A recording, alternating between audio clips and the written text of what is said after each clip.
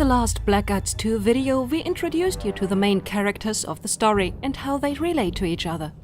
Today, we want to show you the changes in gameplay that set Blackguards 2 apart from its predecessor. The most obvious and most important innovation is the open strategy map. Here you decide which location you want to tackle next. You always follow one of several paths and liberate the region around Mengbilla step by step, taking it from Marwan's henchmen. Mouse-over panels tell you how hard a fight is going to be and which rewards are waiting for you. Better equipment, for example, or new abilities. Depending on the way you chose for your campaign through south of Venturia and on your decisions on which places to conquer, liberate first, the story of Blackguards 2 will change. The open map is the most important new element in Blackguards 2. It allows for the battles to go back and forth, but we'll come back to this in a moment. Another new element are the Mercenaries. You can take up to 9 of these tough guys into battle. When starting a map, you can place them freely in deployment zones, any way you think will work best for your tactics.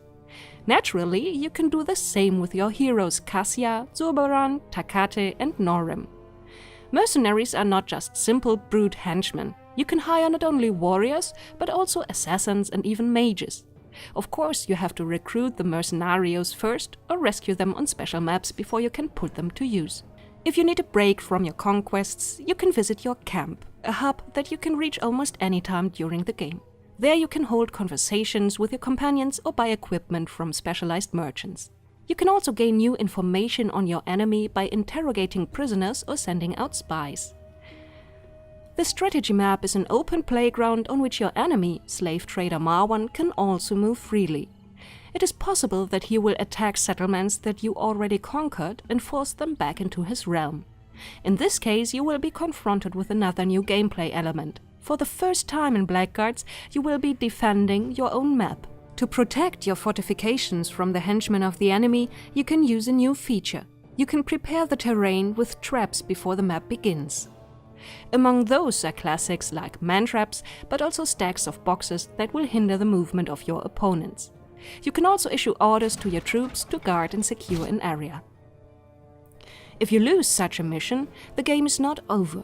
You can retake the map, but it will not be as easy as the first time around.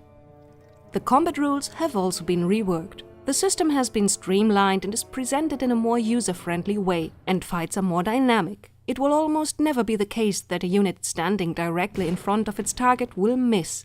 A unit can still parry, but simple misses are a thing of the past. The presentation of the character stats is also more easily accessible, and the hit chances are displayed as simple percentages. Behind this, the Dark Eye rule system is still crunching numbers, but its presentation has changed. Endurance enters a new stat into the game. Before, there was no analog to astral energy for non-mages. Now special attacks will draw from a character's endurance, so you will have to think about when and how often to use hammer blow and similar attacks. All of this makes the gameplay of Blackguards